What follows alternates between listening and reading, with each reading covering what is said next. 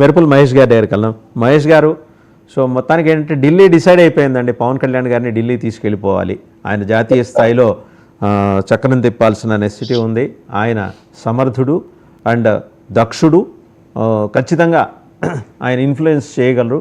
ఆయనకున్న fan base కానీ, ఆ సెలబ్రిటీ స్టేటస్ కానీ, అండ్ కమిట్మెంట్ ఫర్ సనాతన ధర్మ కానీ, ఇవి మూడు అంశాలని కన్సిడరేషన్లో తీసుకునేది. సేమ్ టైం ఆంధ్రప్రదేశ్లో వచ్చిన ఒక అనివార్య పరిస్థితిని కూడా సద్వినియోగం చేసుకోవాలని బీజేపీ చూస్తుంది. అది తెలుగుదేశానికి కూడా ఇబ్బంది ఉండదు, ఎందుకంటే ఒకే కుటుంబం నుంచి అన్నదమ్ములు ఇద్దరు ఒకేసారి క్యాబినెట్లో ఉంటే ఇబ్బందికరమైన వాతావరణం అనే భావన వస్తుంది. కాబట్టి దాన్ని చాలా సటిల్గా సెటిల్ చేద్దామని చెప్పేసి బీజేపీ భావిస్తున్నట్టు సమాచారం. మహేష్ గారు,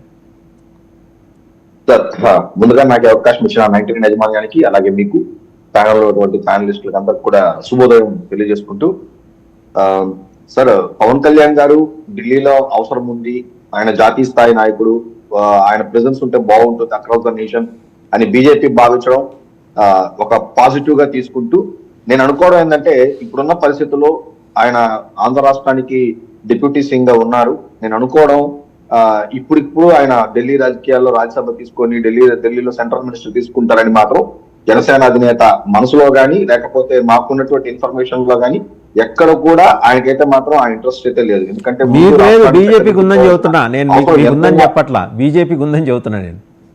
అదే సార్, అదే ఉండొచ్చు సార్, అది ఆ పక్క నుంచి వాళ్ళ ప్రపోజల్ ఉండొచ్చు కానీ, బట్ ఏంటంటే ఇప్పుడున్న సిచ్యువేషన్ లో మొన్న ఎలక్షన్ లో జగన్మోహన్ రెడ్డి గారి మీద చాలా అగ్రెసివ్ గా వెళ్ళి ఈ రోజు రాష్ట్ర పరిస్థితి చూసిన తర్వాత డెఫినెట్ గా ఆయన యొక్క ఇది ఇక్కడే ఉంటుంది అని మేము అనుకుంటున్నాము.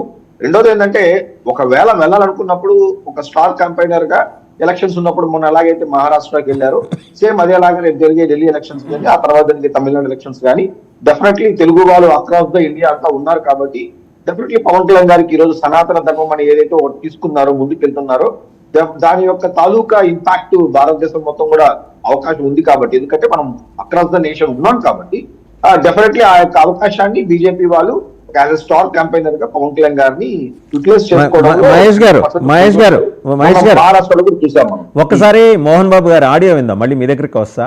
ఆయన నిన్న ఆడియో రిలీజ్ చేశారు. ఆయనకి రాచకొండ పోలీసులు నోటీసులు కూడా ఇచ్చారు, ఇవాళ మార్నింగ్ 10:30కి రండి అని. ఆయనేమో ఎలాగో అరెస్ట్ చేస్తారనే భయంతో ముందర హాస్పిటల్లో అడ్మిట్ అయిపోయారు. ఆ ఫెసిలిటీ ఒక సౌకర్యం ఒకటి ఉంది కదా మనకి. ఒకసారి మోహన్ బాబు గారు ఏం మాట్లాడారో విందాం ఒకసారి. మనోజ్, నువ్వు నా బిడ్డవి. మోహన్ బాబు గారు ఆడియో.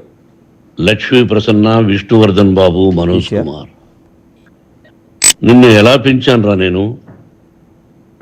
అందరికంటే నిన్నే గారాభంగా పెంచానురా. నీకే ఎక్కువ ఖర్చు పెట్టి చదివించాలని ప్రయత్నం చేశానురా. నువ్వు ఏది అడిగినా నేను నీకు ఇచ్చానురా. కానీ ఈ రోజున నువ్వు చేస్తున్న పని బిడ్డల గుండెల మీద తంతారంటారే, అలా తన్నేవరా. మనసు ఆవేదనతో కింగిపోతుందిరా. నేను మీ అమ్మ ఏడ్చుకుంటున్నావురా. జర్నలిజం ఉన్నది లేనిది, లేనిది ఉన్నట్టు రాస్తున్నారా. నువ్వు నన్ను కొట్టడం ఏంట్రా? నా బిడ్డ నన్ను తాకలా. ఇద్దరం ఘర్షణ పడ్డాం కొన్ని కారణాల వల్ల.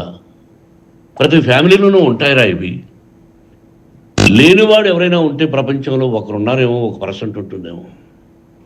అటువంటి వాళ్ళ ఇంటికి వెళ్ళి కాళ్ళు కడిగి నిద్రపోసుకోవచ్చు. భారత భాగవత రామాయణాలు చూసావు కదరా.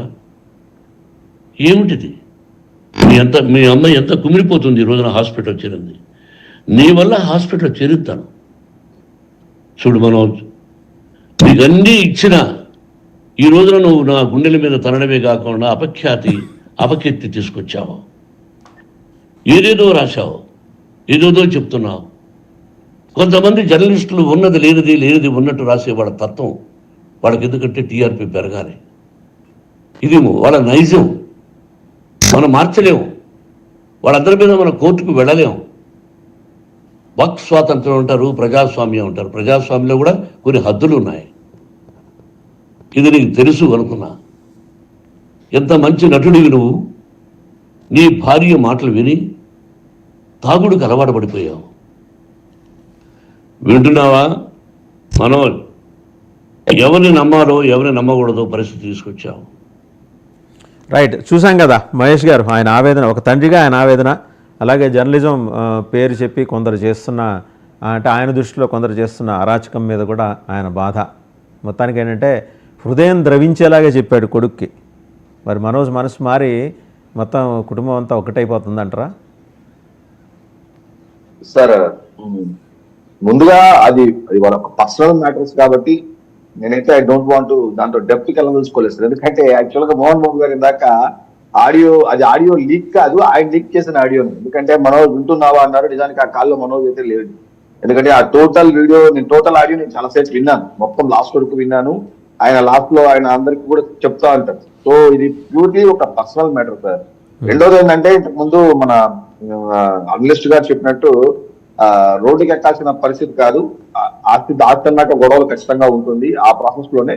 కాకపోతే మోహన్ బాబు గారికి ఎప్పటి నుంచో కొంచెం కాంట్రవర్సీ కానీ, టక్కని మాట్లాడడం కానీ, దినుసుగా ప్రవర్తించడం కానీ ఇవన్నీ ఉంటుంది కాబట్టి, ఈవెన్ మంచు మనోజ్ కానీ మంచు విష్ణు కూడా అటువంటి ధోరణిలో ఉంటారు కాబట్టి ఈ రోజు కొంచెం ఎక్కువ ఫోకస్ జరిగింది. దట్టు ఏంటంటే వీళ్ళు ఓన్ బౌన్సర్స్ ని ఆ పక్క నుంచి 15 మంది, ఈ పక్క నుంచి 15 మంది పెట్టుకోవడంలో ఆ ఇంటి చుట్టుపక్కల ఒక యుద్ధ వాతావరణం నెలకొల్పడంతో ఎవరన్నా కానీ అక్కడ ఏం జరుగుతుందని తెలుసుకునే క్యూరియాసిటీలో ఈ రోజు ఎంటైర్ మీడియా కూడా, నాకు తెలిసి మినిట్ టు మినిట్ అప్డేట్ ఇచ్చినటువంటి మీడియా ఛానల్స్ కూడా ఉన్నాయి. మంచు మనోజ్ విష్ణు వాళ్ళ విషయంలో మినిట్ టు మినిట్ అప్డేట్ ఇచ్చిన సందర్భం కూడా ఉంది. వాళ్ళ సినిమా కన్నా ఇది ఎక్కువ పాపులారిటీ వచ్చిందండి. అదే సార్, అది ఏమైందంటే మీరు అన్నట్టు సార్, అక్కడ ఏమైందంటే ఇప్పుడు బౌన్సర్స్ వీళ్ళొక 50 మంది, వాళ్ళొక 50 మంది బౌన్సర్స్ పెట్టుకున్నారు. ఎప్పుడైతే ఈ పక్క ఒక టీము, ఆ పక్క ఒక team, Manchu Manoj team, Manchu Vishnu team అని చెప్పి ఏదో ఒక కబడ్డీ ఒక యుద్ధ వాతావరణం అయితే నెలకొనింది. మీరు చూసినట్టు ఆ ఇంటి చుట్టుపక్కల అంతా కూడా బౌన్సర్స్ ఉండడం అంతా కూడా చూశారు. వాళ్ళు వచ్చేటప్పుడు మహేష్ గారు చిన్న సబ్మిషన్, మీ ఊరు పక్కే కదా ఆయన ఈ ఎడ్యుకేషన్ ఇన్స్టిట్యూషన్స్ అన్నీ ఉన్నాయి, ఏంటి అదే తగదా అసలు ఎడ్యుకేషన్ ఇన్స్టిట్యూషన్స్ లో వాటా ఇవ్వలేదనా మనోజ్ బాధ? సార్ ఒకటి ఏంటంటే సార్, ఎవరు అవునన్నా, ఎందుకంటే నేను ఎగ్జాక్ట్లీ ఒక 1 వీక్ బ్యాక్ నేను మోహన్ బాబు చేయాల్సి వచ్చింది. నిజానికి చెప్పాలంటే చాలా మంచి university sir, Mohan Babu university అనేది చాలా మంచి యూనివర్సిటీ. అసలు మనం చూసినట్టయితే అంటే నేను ఇన్ని సంవత్సరాలు ఉన్నప్పుడు కూడా నాకు మొన్నే వెళ్ళే అవకాశం వచ్చింది యూనివర్సిటీకి. చాలా బాగుంటుంది అకాడమిక్స్ కానీ. రెండోది ఏంటంటే వచ్చే ఉద్యోగ అవకాశాలు కానీ, ఎంప్లాయీస్ కూడా చాలా మంచి శాలరీస్ ఇస్తారు సార్. యాజ్ ఎంటెక్ ఫ్రెషర్ గానే ఒక 60,000 రూపాయల వరకు జీతాలు తీసుకోవచ్చు. 1,00,000 రూపాయలు 2 లక్షల జీతాలు తీసుకునే పరిస్థితి కూడా ఉంది. ఫీజు కూడా అదనంగా ఉంటుంది. మోహన్ బాబు విద్యానికేతన్ ఇప్పుడు కాకపోతే మోహన్ బాబు యూనివర్సిటీ కానీ ఒక టైంలో విద్యానికేతన్ స్కూల్స్ కానీ, విద్యానికేతన్ కాలేజెస్ కానీ మాకే అర్థం కాదు. మోహన్ బాబు సినిమాల్లో విలన్గా ఉంటాడు, పిచ్చి పిచ్చిగా మాట్లాడుతూ ఉంటాడు, ఎక్కడ కాంట్రవర్సీకి వెళ్తా ఉంటాడు. ఇట్లాంటి స్కూల్ ని, ఇంత కాలేజ్ ని ఎంత చక్కగా తీసుకొచ్చాడని చెప్పి ఈ మధ్య MBU గా కూడా కన్వర్ట్ అయ్యింది. అంటే ఆయన హిమ్సెల్ఫ్ వాజ్ ఎ టీచర్ కదండి, అంత భక్తవత్సల నాయుడు గారు డ్రిల్ మాస్టర్, వాళ్ళ ఫాదర్ టీచరు. సో ఆ డిసిప్లిన్ ఉంటుంది ఎంతో కొంత. మళ్ళీ మీ దగ్గరకు వస్తాను ఒకసారి రేగిడి